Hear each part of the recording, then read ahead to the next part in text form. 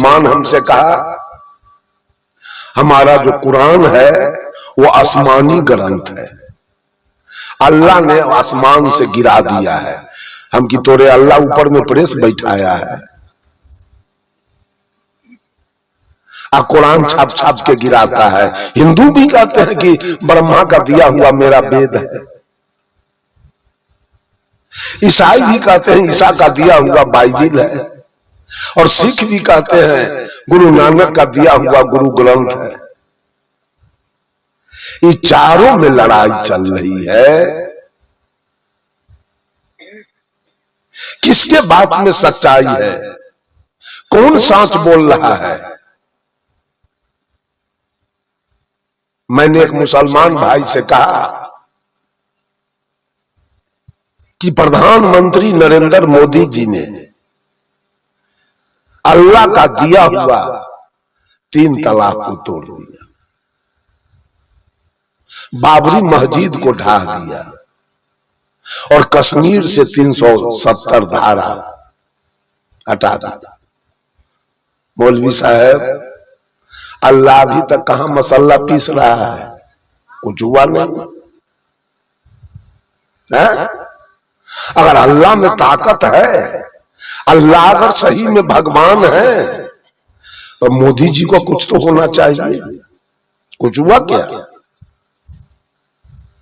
और हिंदू भाई से भी मैं कहता हूं, पाकिस्तान के मुसलमान पाकिस्तान और बांग्लादेश के कितने मंदिर को ढा दिए, कितने मंदिर को जला दिया, और कितना हिंदू के नौजवान लड़की को जबरन खींच के घर में से ले गया।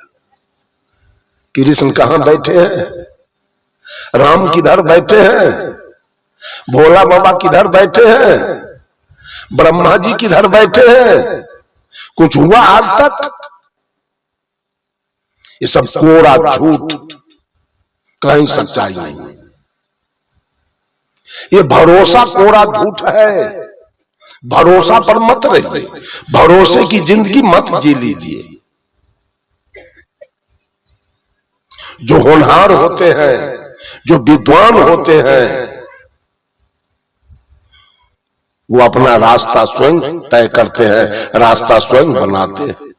किसी के बनाए हुए मार्ग पर वो नहीं चलते। कबीर अपना मार्ग स्वयं बनाए थे, किसी के बनाए हुए मार्ग पर कबीर नहीं चलते थे। भरोसेबादी नहीं थे। आज सारा दुनिया भरोसा पर जी रहा है, झूठ के भरोसा का खंभा गाड़ा गया है, और उस भरोसा पर लोग जी रहे हैं। साहब कबीर पुरुषार्थवादी थे, साहब कबीर पुरुषार्थवादी संत थे। वो किसी के भरोसा पर नहीं चलते थे, अपने बलबूता पर, अपने भरोसा पर साहब कबीर चलते थे, और दुनिया को भी उन्होंने जगाया। सुखिया सब संसार खाए नींद सोवे, दुखिया साहेब कबीर जागे और रोवे। साहब कबीर तो सबको जगाते थे, बेटा जग जा, अगर कुछ पाना है, अगर कुछ होना है तो जग जा। भरोसा पर एक मंदिर बना लिया, उसी का भरोसा कर लिए, भगवान बेड़ा पार कर देगा। अगर आपका भगवान आपका बेड़ा पार करेगा तो निश्चित रूप से सारे मुसलमान दोजख में चले जाए। इसलिए कि हमारे भगवान का पूजा वो नहीं करता है, करेगा। हम लोग पूरा घूमते हैं तो वो किधर घूमता है? एक एक मुसलमान आप कहीं जाकर के गौर करके देख लीजिए, एक भी मुसलमान और मुसलमानी रात्रि में सोएगा तो किसी का पैर पश्चिम की दिशा में आपको नहीं मिलेगा। बुर्बक से बुर्बक मुसलमान होगा, ढालेल से ढालेल मुसलमान होगा, उसका भी पैर पश्चिम की ओर आपको नहीं मिलेगा। हिंदू भले ही पूरा पैर करके सो जाए, हो सकेगा, लेकिन एक भी मुसलमान पश्चिम पैर करके नहीं सो सकेगा। तो सब पूरब, सबका पैर है पूरब। हमारा भगवान किधर है? हिंदू का भगवान पूरब।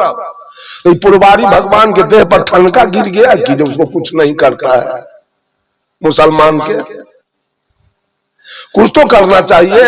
हम लोग गाय के पूजा करते हैं, गाय के गोबर तक के हिंदू समाज में पूजा होता है। गोबर से घर अगना को नीप दिया जाता है। क्या समझ के? गोबर को क्या समझते हैं? गाय के गोबर को शुद्ध पवित्र समझकर समझते हैं ना।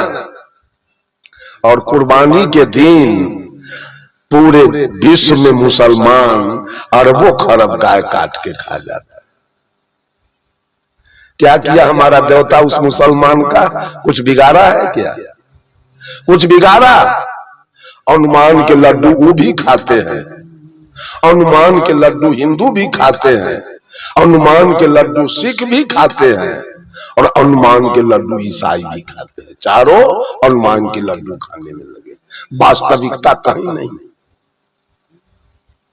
अगर हिंदू को छोड़ा जाए तो मुसलमान के मस्जिद में शुगर फेंक देगा कि नहीं?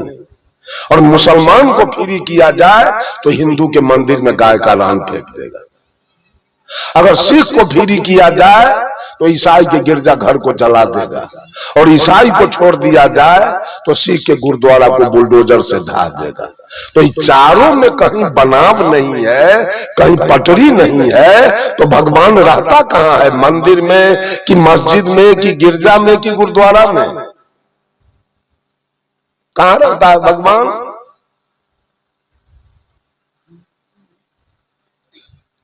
और भगवान की जाति किसने बनाया? भगवान हिंदू कैसे हो गए? भगवान मुसलमान कैसे हो गए? भगवान सिख कैसे हो गए? भगवान ईसाई कैसे हो गए? चार जाति में भगवान को किसने बांटा? जिस दिन हम लोग जन्म लिए थे, मां के गर्भ से बाहर आए थे, उस दिन हम हिंदू थे, मुसलमान थे, सिख थे, ईसाई थे। क्या थे उस दिन? उस दिन हम क्या थे? उस दिन हम इंसान थे।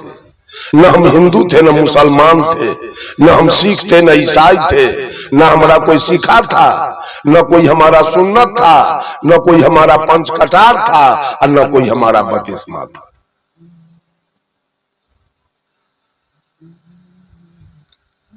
साहब कबीर कहते हैं, आए एक के देश से उतरे एक के घाट, हवा लगे यही देश के हो गए 12 बार।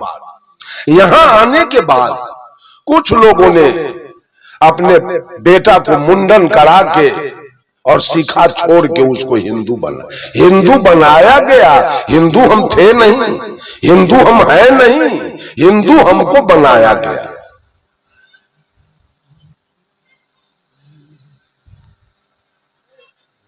लड़का को सुन्नत करा के उसको मुसलमान बनाया गया। वो मुसलमान आया था नहीं, मुसलमान बनाया गया। सिख कोई था नहीं, सिख बनाया गया। पंच कटार करा के उसको सिख बनाया गया। और ईसाई भी कोई नहीं था, बपतिस्मा करा के उसको ईसाई बना दिया। जो हिंदू बने वो मंदिर बनाया, जो मुसलमान बने वो मस्जिद बनाया, जो सिख बने वो गुरुद्वारा बनाया, जो ईसाई बने वो गिरजा घर बनाया। हिंदू के मंदिर में कथा कीर्तन हो रहा है, रामा रामा हरे हरे, हरे कृष्णा हरे हरे। हिंदू के मंदिर में कथा कीर्तन हो रहा है, और मुसलमान के मस्जिद में इबादत हो रही है। सिख के गुरुद्वारा में अरदास हो रहा है, ईसाई के गिरजा घर में प्रार्थना चल रही है। हिंदू के भगवान अरबा चावल, बतासा और तुलसी के पत्ता खाता है। इसका लीवरे खराब है। हिंदू के भगवान के लीवरे कमजोर है, ये बतासा खाता है। जो बतासा पानी देखते गल जाए वो बतासा पचता है। एक आदमी से पूछा हिंदू से कि आपके भगवान क्या खाते हैं? कहा अरबा चावल, बतासा और तुलसी के पत्ता। कहा कि वो हिंदू के भगवान के लीवरे खराब, ये बतासा खाता है, बतासा पचता है। मुसलमान से पूछा आपका अल्लाह क्या खाता है जी? कहा हमारा अल्लाह बकरी, मुर्गी, गाय, भैंस, ऊंट, दुम्मा सब पचा ले। वाह, आपके अल्लाह का लीवर मजबूत है, कड़गर है, सब कुछ पचाता है। लेकिन मौलवी साहब आप में भी लेकिन है। कहा क्या? शुगर में चर्बी होता है ज्यादा, वो अल्लाह के लीवर पर पासे नहीं करता। आपके अल्लाह का भी लीवर उतना मजबूत नहीं है। ईसाई से पूछा गया आपके भगवान क्या खाते हैं? कहा हमारा भगवान गाय और सुगर दोनों खाता है। वाह, आपके भगवान का लीवर मजबूत है, वो गाय और सुगर दोनों। यही तो तमाशा है भगवान का, यही सब तमाशा है भगवान का। मंदिर किसने बनाया? और मंदिर दो हैं, एक प्राकृतिक मंदिर है और ये कृत्रिम मंदिर है। प्राकृतिक मंदिर किसने बनाया? ये सारे बैठे हुए प्राकृतिक मंदिर है। जितने नर नारी बैठे हैं, ये काया क्या है? बडीज टेम्पल, ये काया मंदिर है। इसका निर्माण किसने किया? प्रकृति ने, जिसको हम परोक्ष रूप से परमात्मा कहते हैं। ये मंदिर कौन बनाया? और इस ईंटा बालू सीमेंट वाला मंदिर कौन बनाया? आपने बनाया। तो आपके द्वारा बनाए गए मंदिर की विशेषता देखिए कितना है, और ये प्रकृति के द्वारा बनाया गया मंदिर का क्या विशेषता है? इसमें मांस, मछली, तारी, दारू, गांजा, भांग, बीड़ी, सिगरेट, जर्दा, किमाम सब इसमें दिया जा रहा है। और आपने जो अपने हाथ से राजमिस्त्री लगा के मंदिर बनाया, उसमें आप आम, लीची, कटहर, केला, पेड़ा, रसगुल्ला, काजू, किशमिश, बादाम, मुनक्का, छोहारा चढ़ाते। असली मंदिर कौन है? एक लड़का बीए में पढ़ रहा था और उसका परीक्षा निकट में आ गया। लड़का की तैयारी नहीं थी, तो लड़का उदास था। एग्जामिनेशन में क्या लिखेंगे, तैयारी तो कुछ है नहीं। एक आदमी पूछा, रे तुमको बड़ा उदास देखते हैं, बात क्या है? कहा क्या कहें, परीक्षा निकट आ गया और तैयारी कुछ है नहीं, तो हम क्या लिखेंगे? कहा एक काम करो, बगल में एक मंदिर है, चले जाओ, अब भगवान से वहां आशीर्वाद ले लेना, तुम्हारा डिवीजन हो जाएगा। भावुकता बस वो लड़का गया, वहां गया तो वो मंदिर कबीर पंथ का था। मंदिर कबीर पंथ का था। महात्मा जी बगल में बैठे हुए थे। गया, महात्मा जी को दंडवत किया, कहा बाबा मंदिर किधर है? कहा बेटा बात क्या है? कहा आगे परीक्षा देना है, तैयारी कुछ है नहीं, तो भगवान से आशीर्वाद लेने आया हूं। महात्मा जी ने कहा बेटा यही तेरी काया मंदिर है और इसी के अंदर में आत्मा राम का निवास है। जाओ, मैं तुमको आशीर्वाद देता हूं, आज से लगन, परिश्रम और प्रयास तीनों जारी करो और तुम्हारा फर्स्ट डिवीजन हो जाएगा। लड़का थोड़ा मायूस हो गया, वो तो फोकट में गया था आशीर्वाद पर डिवीजन मारने। महात्मा जी तो काम बता दिया। उदास होकर अपने घर आया और महात्मा जी के विचार को अपने जीवन में चरितार्थ किया। लड़का लगाया लगन, किया परिश्रम, प्रयास जारी रखा और एग्जामिनेशन में जाके बैठा और फर्स्ट क्लास फर्स्ट निकाल दिया। वो प्राप्तांक लेके, मार्कशीट लेके अपने घर आया और अपने माँ को जाके दिखाया, माँ मैं फर्स्ट क्लास फर्स्ट निकाला। माँ कहती है बेटा ये तो माता सरस्वती का कृपा है। बेटा ने कहा नहीं माँ, ये कृपा तुम्हारी है कि तुमने समय से हमको भोजन बना के दिया। कृपा मेरे पिताजी का है जिसने समय से कॉपी, किताब, कलम, ट्यूशन फीस और कपड़ा मुझे समय से दिया। और कृपा मेरे गुरु जी की है जो ईमानदारी के साथ पढ़ाया और कृपा मेरी है कि मैंने लगन के साथ पढ़ा। इन चारों के कृपा से मैं फर्स्ट क्लास फर्स्ट निकाल। मां नहीं मानी, कहा कि नहीं माता सरस्वती का कृपा, तो पढ़ाया हुआ है। तो सारे लोग पढ़ा दिए हैं लोगों को, वो भूले कैसे? इतने में पिताजी कहीं से आए, पिताजी को मार्कशीट दिखाया तो वो क्या कहा, ये तो भोला बाबा का कृपा है। माता पिता से झंझट होने लगा। देखा माँ बाप के एक ही बेटा है, अब माता पिता हमसे दुखी हो जाए तो ऐसा काम ठीक नहीं है। माता पिता का बात मान लिया। ठीक है, तोरे दोनों के बात सही रहे, अब मैं विद्यालय नहीं जाऊंगा, अब मैं पढ़ाई नहीं करूंगा, अब माता सरस्वती और भोला बाबा के पूजा का सामग्री हमको दे दो, अब दोनों का मैं आज से पूजा शुरू करूंगा। पूजा शुरू किया, अगले साल एग्जामिनेशन में बैठा और फेल कर गया। आकर के अपने माता पिता को दिखाया, देखो माँ मैं फेल कर गया हूं पूजा, भोला बाबा के पूजा, अब माता सरस्वती का पूजा का यही परिणाम मिला। सारे लोग तर्कवादी हैं, तर्क लगाना चाहते हैं। बहुत लोग तो मोबाइल पर हमको गाली देता है, गाली हमको सुनना पड़ता है मोबाइल पर। बहुत लोग तो ट्रेन में मोबाइल से जो देखते हैं मेरा चेहरा मिला लेते हैं और कहते हैं आप ही हैं। अब उस समय हमको इतना डर होता है कि कहीं गोलियां न चला दे। आप ही का प्रवचन चलता है यूट्यूब पर, धीरे से हम कहते हैं जी हमारा ही चलता है। ऐसे ऐसे लोग हैं विश्वासवादी। बंधुओं, ये तर्क लगाने की कोई आवश्यकता नहीं है, आपस में लड़ने मरने की कोई आवश्यकता नहीं है। इस संसार को न हिंदू का भगवान बनाया, न मुसलमान का भगवान बनाया, न सिख का भगवान बनाया, न ईसाई का भगवान बनाया। ये संसार अनादि है, किसी ने नहीं देखा है कि किसने इसको बनाया है। इस पर माथा लगाना ही बिल्कुल बेकार बात है।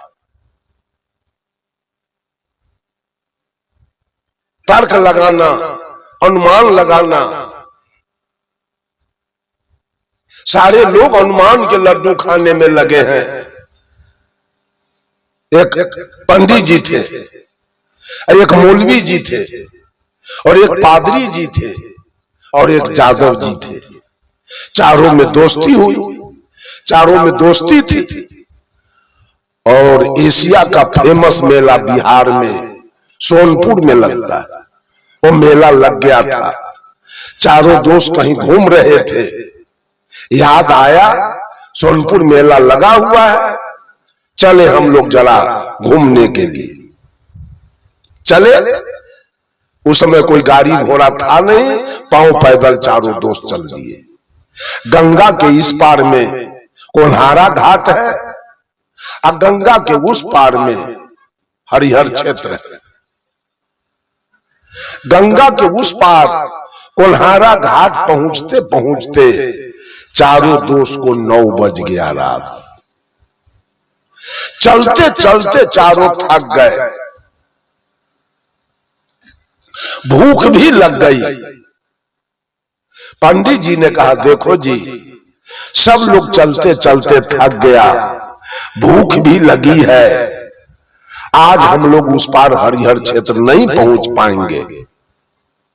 ऐसा करो, इसी कोनारा घाट में किसी मठ पर चला जाए, कुछ भोजन बनाया जाए, फिर भोजन पाया जाए, विश्राम किया जाए, और सवेरे हम लोग यहां से प्रस्थान करेंगे हरिहर क्षेत्र के लिए। कहा तो ठीक है, लेकिन पंडित जी ने कहा चावल बनेगा, दाल बनेगा, सब्जी बनेगी, पापड़ बनेगा, तिलौरी बनेगा, तो बड़ा समय लगेगा इतना चीज बनाने में। कब हम लोग, कब भोजन बनेगा, कब भोजन करेंगे, कब विश्राम करेंगे, किस समय हरिहर क्षेत्र के लिए प्रस्थान करेंगे। इससे अच्छा है कि कोई ऐसा भोजन बनाओ कि कम समय में बन जाए। जादव जी झट से उठ के कह दिया तो फिर तस्मई बना लिया जाए। तस्मई बनाने के बाद और कुछ बनाने की आवश्यकता नहीं पड़ेगी। कहा ठीक है। पंडित जी पास कर दिए और जादव जी से कहे कि जादव जी आप दूध खरीद के ले आइए। मौलवी साहब को कहा आप चावल, चीनी, किशमिश, मुनक्का, काजू आप खरीद के ले आइए। और पादरी जी को कहा आप जलावन पानी का इंतजाम कर दीजिए। तीनों गए सामान लाने। तब तक पंडित जी उस मठ को झाड़ू लेके और साफ सुथरा करके तैयार करके रखे। सारा सामान आया। पंडित जी ने कहा सुनिए, मैं जात में सबसे बड़ा हूं, मैं ब्राह्मण हूं, मैं ही भोजन बनाऊंगा, आप लोग बैठ जाइए। जादव जी, मौलवी जी, पादरी जी जाके बैठ गए और पंडित जी ने भोजन बनाना शुरू किया। तस्मई बनाना शुरू किया। तस्मई बन गया। एक ढक्कन से उसको ढक के और उतार के रख दिए पंडित जी। फिर जादव जी, मौलवी जी, पादरी जी से कहा कि आप तीनों थाली लेके बैठ जाइए, अब मैं आप लोगों को परस के खिला देता हूं, बाद में मैं भी खा लूंगा। मौलवी जी, पादरी जी और जादव जी थाली लेके बैठे और पंडित जी वो तस्मई वाला बर्तन उठा के लाए और उसका ढक्कन हटाए और करछुल भिराए तस्मई परसने के लिए सबको। तस्मई तो अभी गर्म था, उसका वाष्प जो निकला वो पंडित जी के नाक में स्पर्श हुआ। इतना गमक रहा था तस्मई, मत कहिए। वो गमक सुन करके पंडित जी के मन में लोभ हो गया। भला ई तस्मई जादव जी को, मौलवी जी को और पादरी जी को कैसे हम खिला दें? इतना बढ़िया तस्मई लगाते हैं कोई उपाय और सारा तस्मई हम ही खा जाएंगे। कहा सुन लीजिए, सब लोगों को एक एक करछुल मात्र तस्मई मिलेगा। अब सारा तस्मई स्टॉक में रहेगा और कल भोरे जो सबसे बढ़िया सपना दिखाएगा वही सारा तस्मई खाएगा। एक करछुल मिला पंडित मौलवी साहब को, एक करछुल मिला पादरी जी को, एक करछुल मिला जादव जी को। एक एक करछुल तस्मई खा करके तीनों चले गए बिछावन पर। पंडित जी भी एक एक करछुल खाए और सारा तस्मई ढक्कन से ढक के और रख दिए। चारों बिछावन पर चले गए। पंडित जी सो गए, पादरी जी सो गए, मौलवी जी सो गए और जादव जी को तो एक करछुल से कुछ नहीं। ई बेचारा बिछावन पर छटर पटर कर रहा था। इनको नींदे नहीं आ रही थी। जब छटर पटर करते 12 बज गया रात, जादव जी को नींद नहीं आई तो बेचारा 12 बजे रात में उठे, सीका पर से डेकची उतारा और सारा डेकची का तस्मई वृंदावन बिहारी लाल, सारा तस्मई जादव जी खा गए और खलिया डेकची को ढक्कन से ढक के और फिर रख दिया बगल में। 2:30-3 बजे भोर में पंडित जी जग गए। अब तो सपना दिखाना है और तस्मई खाना है। पंडित जी जगे और मौलवी को जगाए। मौलवी साहब आपका सपना कैसा है? तो मौलवी झूठ बोल रहा है, हम 5वां आसमान में अल्लाह के साथ सैर कर रहे थे। कहा वाह, तब तो लगता है तस्मई आपका हो गया। अनुमाने के तस्मई खाना है। जादव जी तो पूरा अनुभव करके सोया हुआ है। कहा तस्मई आपका हो गया। अब पांचवा आसमान में जो अल्लाह के साथ सैर करे, इससे बढ़ के सपना तो कुछ और होगा। पादरी को पूछा, आपका सपना क्या है पादरी जी?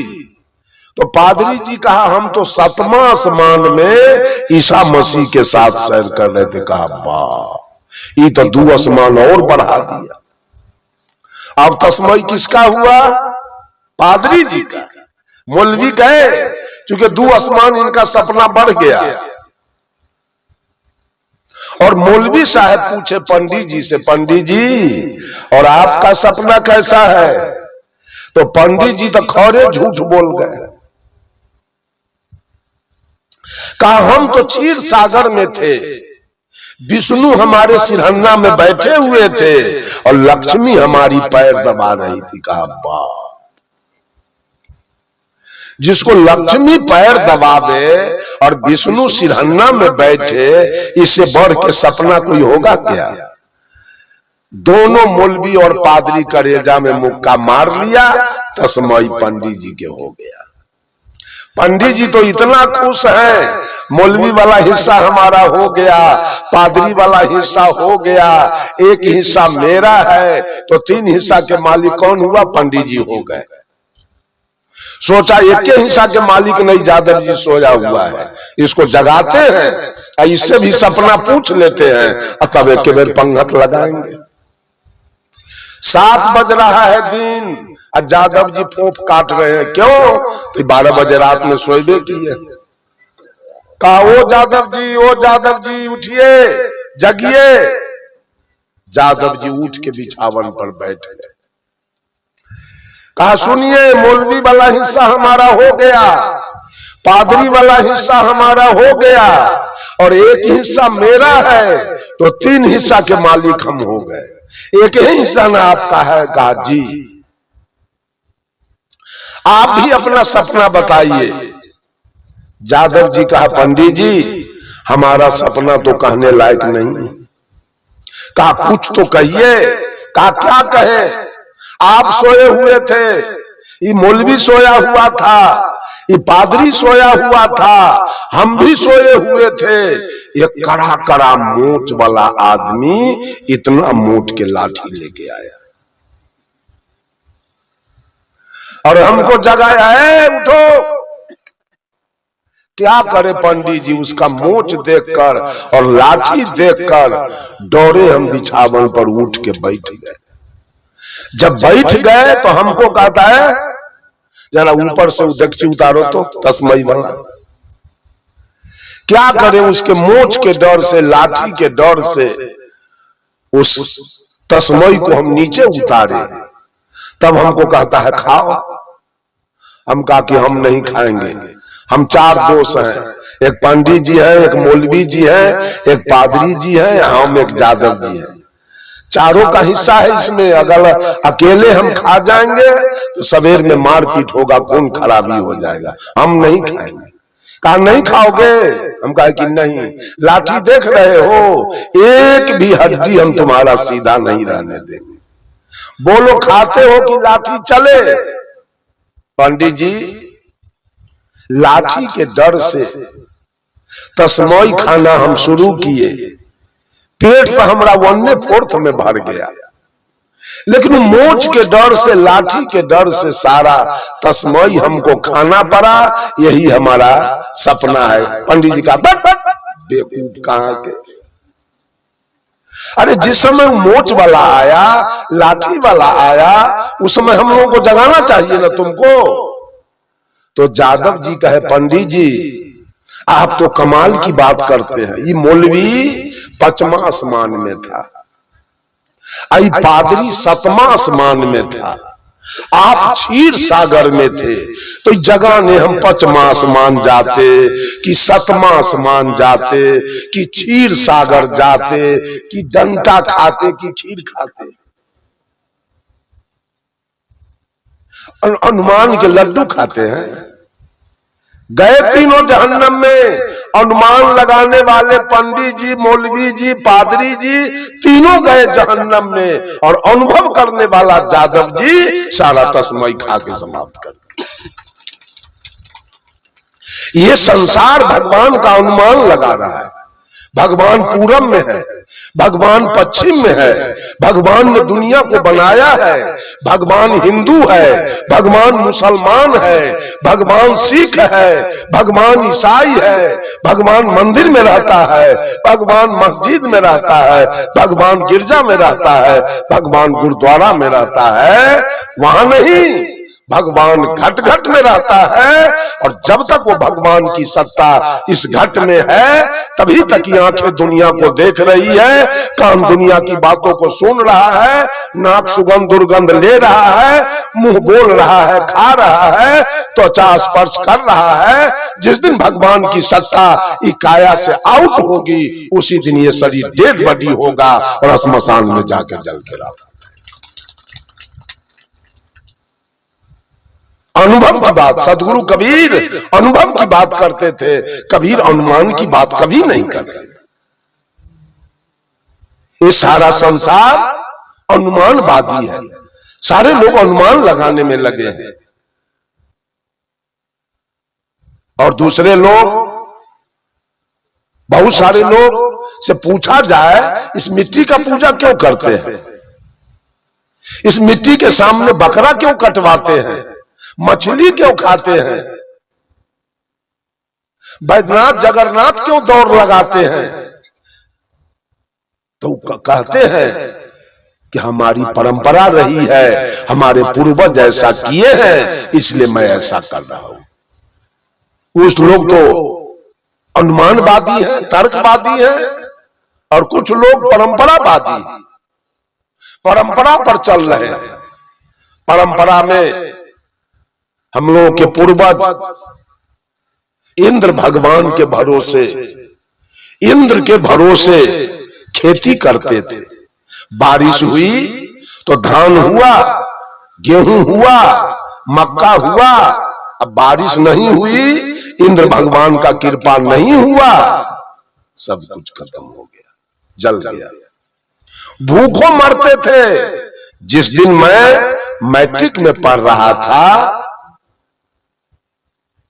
लगभग 1977 में मैं मैट्रिक का एग्जामिनेशन दिया था। उससे पहले 75 में 74 में लोग बात करते थे कि भारत की जनसंख्या 56 करोड़। उस दिन खाने के बिना कितने लोग मर जाते थे, अखबार में निकलता था, भूख से कितना लोग मर गया। उस दिन मां बहने, आपके छत्तीसगढ़ की बात नहीं, हमारे बिहार में जो माता बहने थी, वो किनारी वाली साड़ी, सादा कोरा कोरा साड़ी दिखता था, और उस साड़ी को रंग में रंग के तब पहनती थी। लेकिन आज वो परंपरा खत्म हो गया। हर औरत के शरीर पर Gajji silk, south silk, Banarasi sari पहनी है सब। वो परंपरा खत्म हो गया। अब तो धोती का परंपरा खत्म होने जा रहा है। सारे लोगों के इसी में देख लीजिए ना, कितने लोगों के देह पर धोती है। तो धोती का परंपरा धीरे धीरे खत्म हो रहा है। फुल पैंट का परंपरा, लड़कियां सभी परंपरा खत्म कर दिया। एक एक लड़कियां जींस पैंट पहनती है, वो परंपरा सलवार फराक और कुर्ती वाला परंपरा खत्म हो रहा है। हमारे पूर्वज बैल से खेती करते थे, आज ट्रैक्टर निकल गया, वो परंपरा खत्म हो गया। बैल से गेहूं दौनी करते थे, आज परंपरा ध्वस्त हुआ, आज थ्रेशर से दौनी हो रहा है। पहले के जमाने में हमारे देश में मीटर गेज रेलगाड़ी चलती थी, कोयला पानी पर खटर खटर करते धीरे धीरे। आज वो परंपरा खत्म हुआ और मीटर गेज से ब्रॉड गेज हुआ, और कोयला पानी के इंजन से तेल वाला इंजन बना, और उससे भी सुधार करके आज इलेक्ट्रिक इंजन इतना तीव्र गति से चल रही है। वो परंपरा हमारा खत्म हो गया। हमारे परंपरा में कोई एपीएल बीपीएल नहीं था, कोई पैन कार्ड, कोई आधार कार्ड, कोई आईडी कार्ड कभी नहीं था। लेकिन आज आवश्यकता पड़ी तो सब कुछ बन गया। पहले के जमाने में दलित महादलित नाम का कोई चीज नहीं था, पिछड़ा अत्यंत पिछड़ा का कोई चीज नहीं था, आज वो भी हो गया। सारी परंपरा ध्वस्त हो रही है, कहीं कुछ बच नहीं रहा है। साहब कबीर ने कहा, लिखे लिखे गाड़ी चले, लिखे चले कपूत, लीख छोड़ के तीन चले, सुरमा शेर सपूत। बंधुओं, लीख बनाए हुए लीख पर कौन चलता है? बेवकूफ, जिसको ज्ञान नहीं है, किसी के बनाए रास्ते पर चलता है।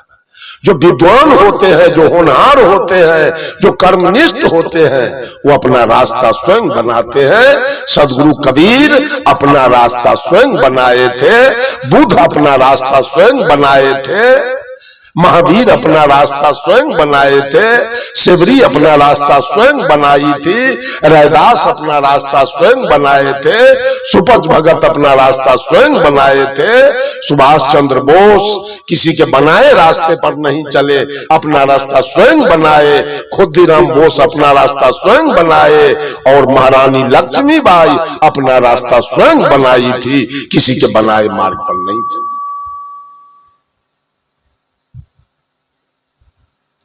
कभी भी परंपरा पर नहीं चलना चाहिए। अपना रास्ता स्वयं आप कैसे जिएंगे, आपका जीवन कैसे खुशहाल होगा, वो रास्ता आपको स्वयं चुनना होगा। किसी के बताए मार्ग पर चलने से आपका काम नहीं होने वाला है, और पुराने बाप दादा के बताए मार्ग पर चलने से आपका उद्धार होने वाला नहीं है। काल परिस्थिति के अनुसार मनुष्य को चलना चाहिए। ये सारे परंपरावादी लोग, आज वो भी परंपरा कहां?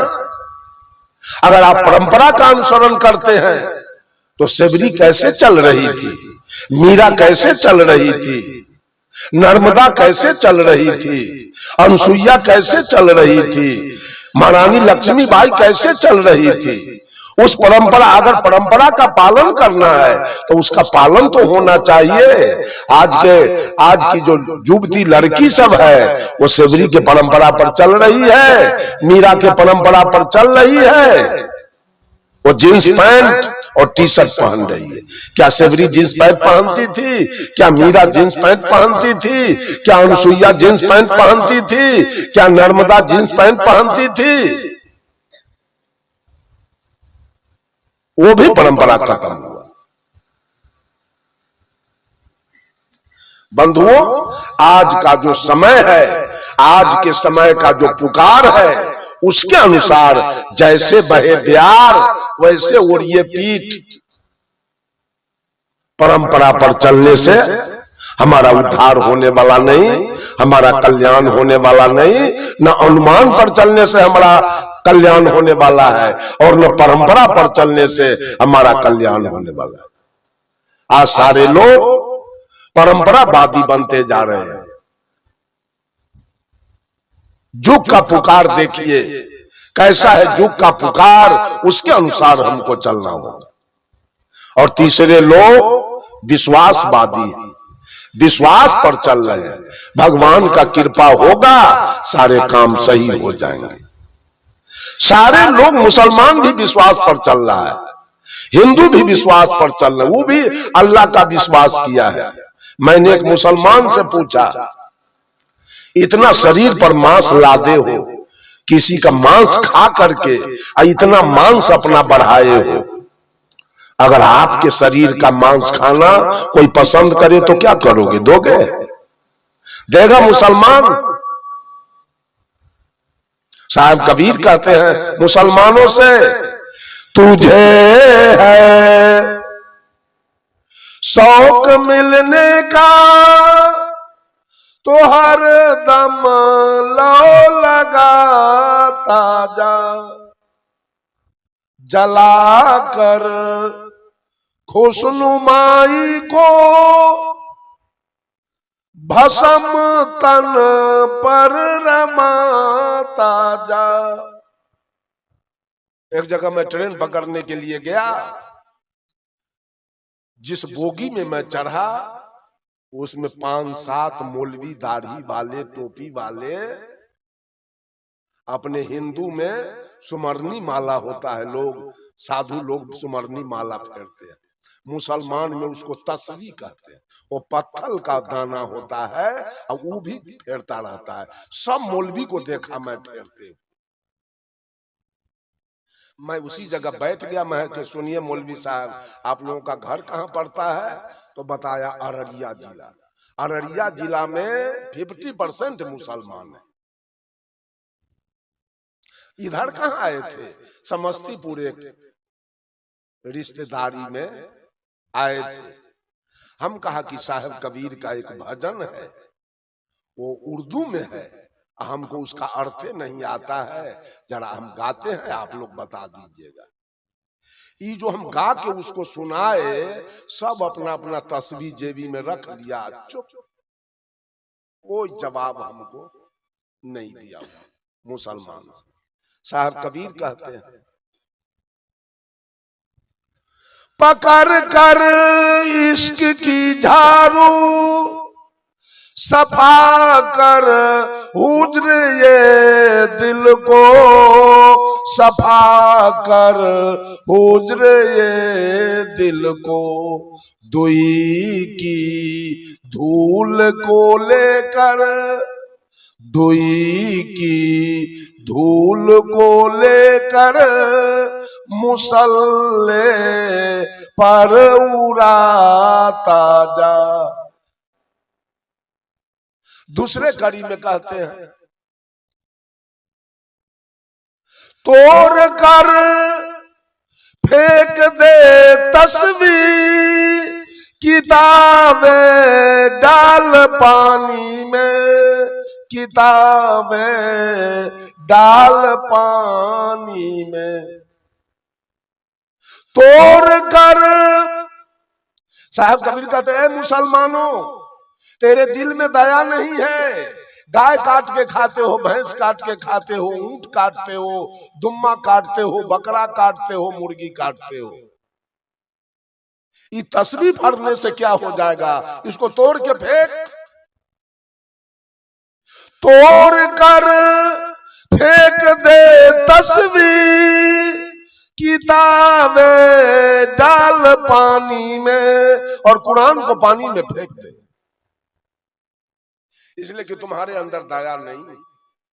तोड़ कर फेंक दे तस्वीर, किताबें डाल पानी में, किताबें डाल पानी में। मुताले जो किया कुछ है, उसे दिल से भुलाता जा।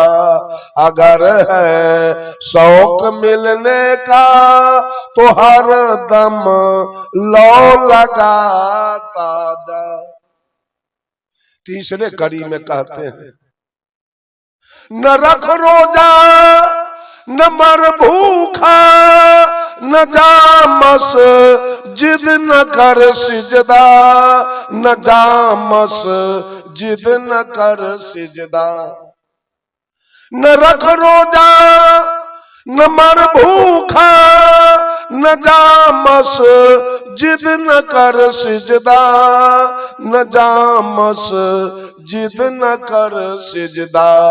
बजू का तोड़ कर कूजा, बजू का तोड़ कर कूजा, शराबे शौक पीता जा। तुझे है शौक मिलने का तो हर दम लो लगाता जा। अंत में सदगुरु कबीर कहते, न हो मुल्ला न बन ब्राह्मण, दुई की तर्क का झगड़ा, दुई की तर्क का झगड़ा।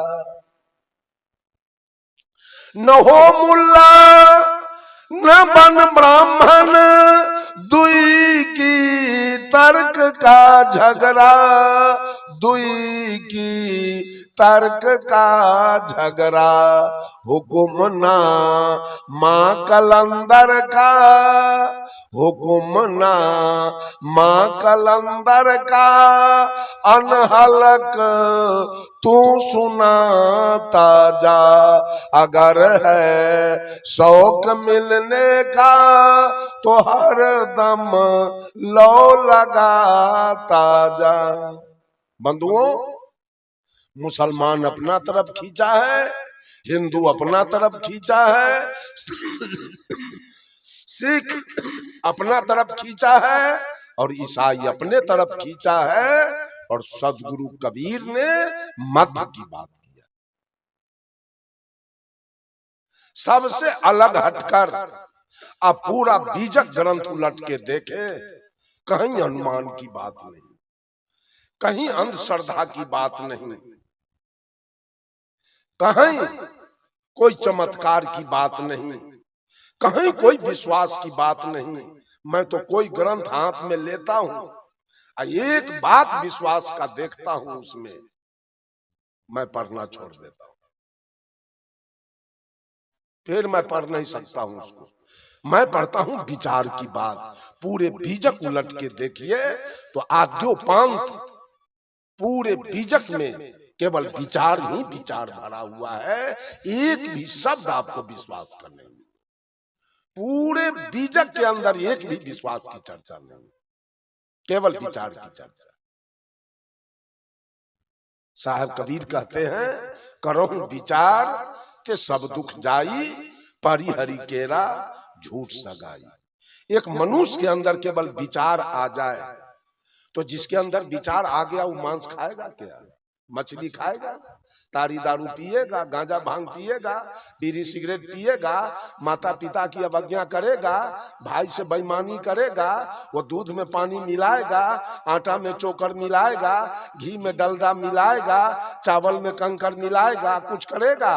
एक विचार के बिना साहब कबीर ने कहा था, अरे आत्म ज्ञान बिना सब सोना, क्या मथुरा क्या काशी रे, जैसे मिर्गा नाभि कस्तूरी, बन बन फिरत उदासी रे, मोहे सुनी सुनिया बत हासी, पानी में मीन पियासी रे, मोहे सुनी सुनिया बत हासी।